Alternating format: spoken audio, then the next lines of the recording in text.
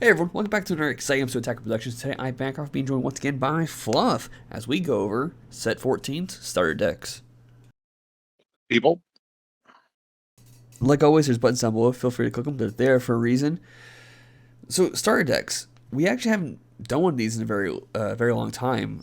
Set 10 actually was the last time we got legit starter decks. I'm not counting the ultimate deck because I don't want to do an ultimate deck versus ultimate deck. That'd be kind of just weird. Yeah, and that product really wasn't advertised as for beginners. Yeah. That was definitely meant for more enhanced competitive experience. So as we go over today's matchup, we're going to kind of give our takes on how we felt each deck operated, the interactions happens in the match, and yeah, and so on. So hope you all enjoy. Fluff, do you want to kind of start off with your deck? Sure. I really feel like Mass Saiyan is one of those enigmatic leaders where it just has a cult behind it. You either love the original set 3 starter deck leader or you hated it. And this is really just kind of a re-expansion upon that with a really nice twist. So the leader um, kind of utilizes the Spirit Boost mechanic, not using it itself, but advantaging when Spirit Boost is activated, getting to restand. And then the deck is like a half-assed attempt at quad color. We just used one starter deck. We didn't buy two and then meld them. Maybe we should start doing that in these, buying two and then building like the best decks that we can with them. I don't know, but this deck felt really half flushed as kind of a function of that. Like it just didn't. I get it. It's a starter deck, right? Like it's not supposed to feel super powerful, but it felt really half cocked because of that. Well, we've had a lot of starter decks in the past that kind of done that. Like, in my honest opinion, when we got Duality, I can't remember, it's the Android 21 starter deck, there were only four From cards. set 8, yeah. Yeah, there were only four cards that actually benefit the leader's backside. And if you didn't get them, or if you just got one, I mean, you're just cycling that one card over and over to do the effect. But it's never a good thing when that happens. And I felt like that happened with you with this deck as well, because in our practice match, towards the end of our practice match, you had, this deck has two different trunkses for starters that overwhelm. One's you pull a skillless from your, I think, deck or drop, and it has a skillless entry cost of two or less, and it gains crit. Yeah. And the other one is overwhelm 2, so 2 energy, where the 3 drop is 1 energy if I'm correct, but it pulls a 3 drop skillless black battle card. And we ran into an interesting situation where this deck actually does not have a black skillless battle card. Yeah, in that first practice match that we did, in like turn 1, I had an option between Overwhelm 1, Overwhelm 2, and I decided to charge one and go for the other because I felt like it was more advantageous to play that one. Putting two bodies on the field versus just having a 15,000, especially knowing that you run Merciless Barrage, like you could just kill the one, so at least I would keep the other and I'd put a big body on the field in its place. But yeah, the deck doesn't have any skillless black battle cards. All the skillless are of the different colors. So there's skillless of yellow, blue, green, and red, but it just felt like an odd inclusion. Like, why include that card? I think there were other cards that could have been reprinted to just stick in here. Hell, I feel like there were Overwhelm cards that could have been added from the new sets to make it, that were at the common, uncommon rarity that would have filled better slots than that in the starter deck. And don't get me wrong, having those other skills cards are good for the starter deck because of the Unison can get a boost from having multiple color energies, but you typically want those skillless cards or those other, I think they're all skills actually, except for the 6-drop Broly, the 1-drop Mass Saiyan on the board, and the 5-drop Bardock. But yeah, the blue Bardock. So one of the problems, and the reason that you don't see me charging multicolor, is because of the random nature of burst. If I have a multicolor in my hand, I want to make sure that I can ensure that gets in the drop area, as opposed to putting it in my energy because I don't know when the next time I'm going to burst one of that color is going to be. And there's no motivator to playing multicolor in the energy right now, because the only benefit would be skillless that I would have to hard cast. And truth be told, once I've awakened, I think you would have to have at least 3 different colors on of energy to even benefit the Unison's +2 to gain. Was it 4,000 per color of energy? 4,000 per color, yeah. So, and it's naturally a 5k leader. So if you only had 2 different colors, it only puts it to a 13, and you still have to waste the resources in your hand just to get that guaranteed hit once I've awakened. Yeah. It's this Unison outside of being a +2 is not very good. Like, yes, it can snipe a 1-drop off the field. It can put a card in the drop area, but it doesn't replace the card that it drops. And on Spirit Boost, if you activate Spirit Boost, it warps a 1-drop on your opponent's side of the field, which is sometimes relevant, but not often, right? So I would much rather have like the Vegex or the Gotenks Unison from the Vegex starter deck that plays if it's burst, and then is also a +2 that has a much more relevant effect. So you finally ended your turn 2 with 4 life and getting me down to 5 life. And thank you for having and I'm thankful for having Copper's Awakening. It's actually one of my favorite red X cards as a prison player, but just being able to use that to get past your initial 15k crit swing was pretty nice. So we talked about how your Unison has the ability to remove 1-drops. And both the cards I've charged are 1-drop battle cards, which actually could give me a draw. One requires me having, I think, a Unison in play, which is the Goku. And here I'm kind of explaining, if I were to do this, can you just activate the Spirit Boost and kill it before you even swing? You're like, yeah. I'm like, okay. Yeah, I'm not going to play that then, because it's just, I may get a draw out of it, but the blocker won't last, and I won't be able to use it for protection. So here, I'll go ahead and charge it, and the Bulma can draw 2 cards, and then you can discard 2 cards if I'm correct. So it does have a lot of ways of drawing cards and getting cards in your hand that are useful and get rid of useless cards. The deck itself, though, once you've awakened, the leader gives your units, as long as the unit has no prior keyword skills, it will gain the double strike, which is pretty nice. Now, this leader obviously is opted towards Kappa, which in this deck, the starter deck has a 2-2 split between Roshis and Kappas. The second part of the Awaken, if you're awakening with the Pacific energy cost of 2 units on the board, if your unison's the Kappa whatever, then it gains an additional marker, because you're going to be using potentially Spirit Boost as a mechanic to take markers from it and whatnot. But in order to activate Spirit Boost on the leader, your opponent has to swing into your Unison. Yeah. And Bardock doesn't, like, even in the past, it was just a very aggro deck by nature. There's really no reason to go into a red Unison.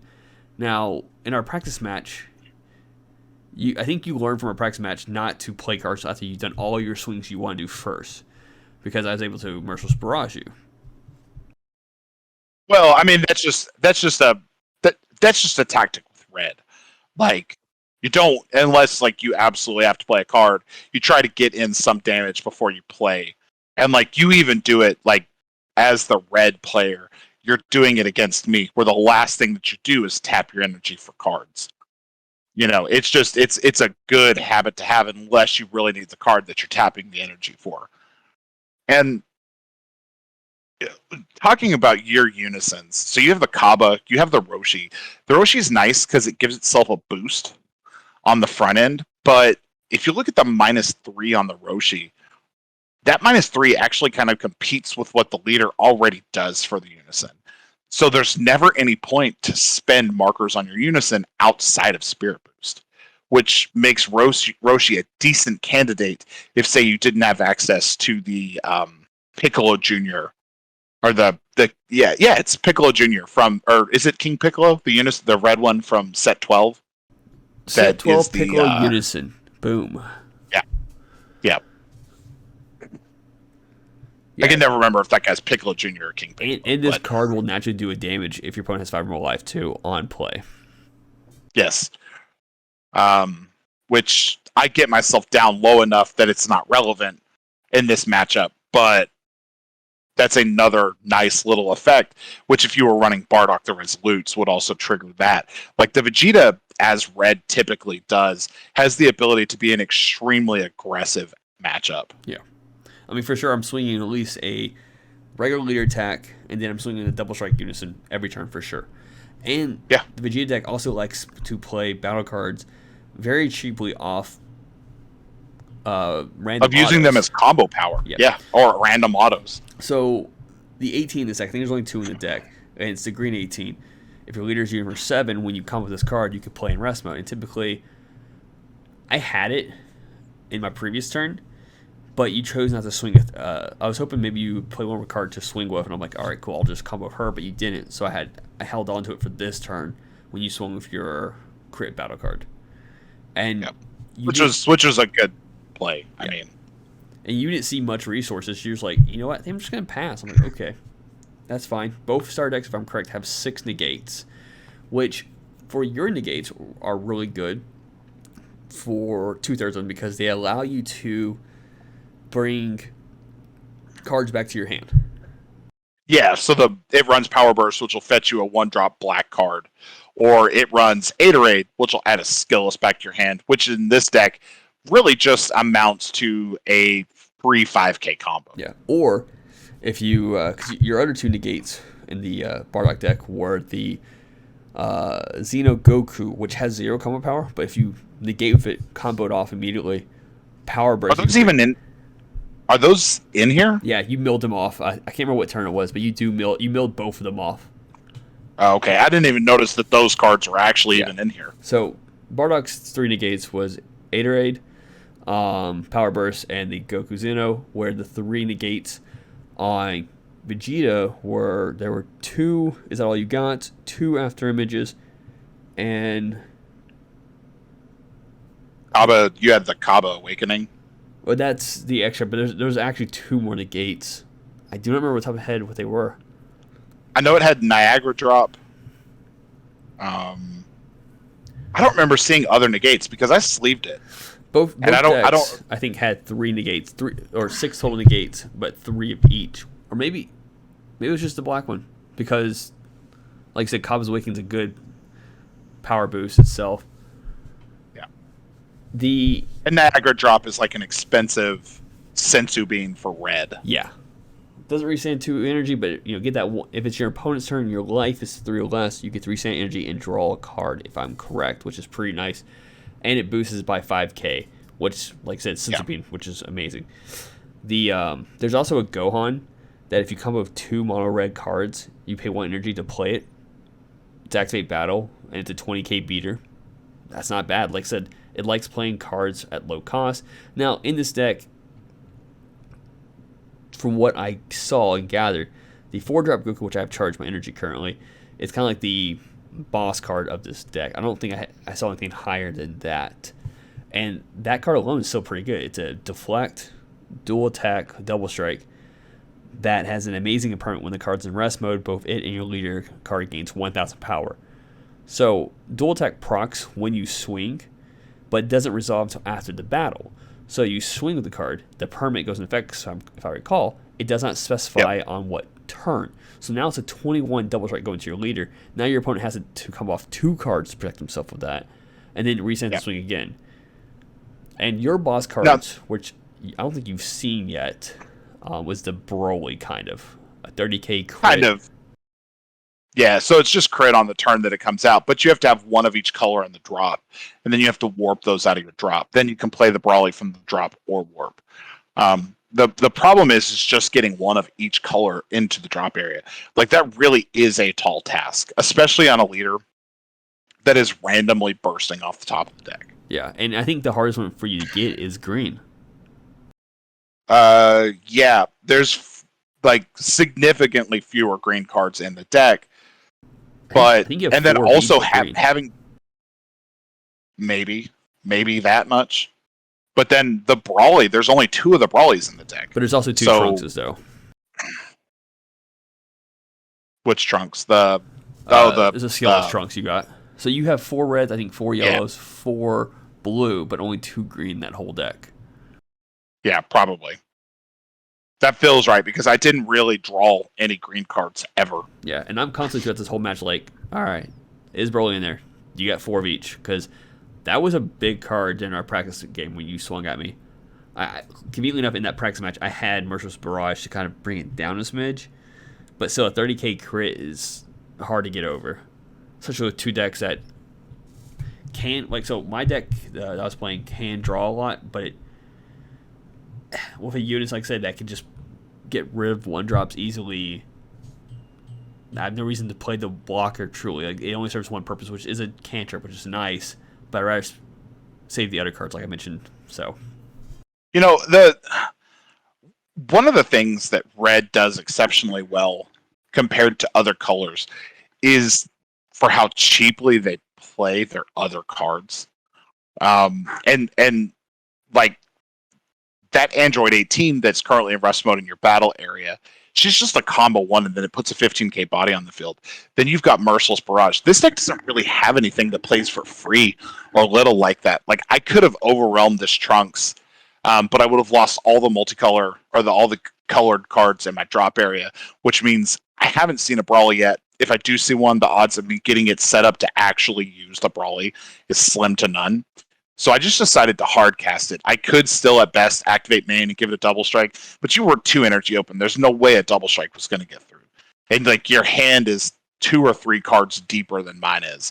So I just had to do what I could do there.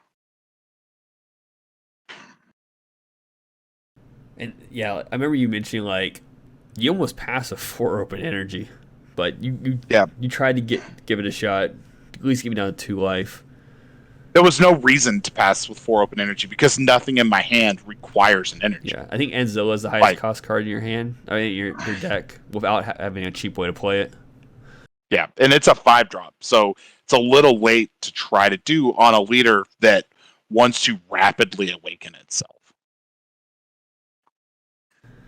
So here, basic, getting the swing out, giving the Unison double strike, and all I'm doing this turn is just getting you to lose more cards in your hand. And that's why I'm swinging with the 15 cards first. I'm not even comboing, because if you don't want to take it, you got to get rid of a card.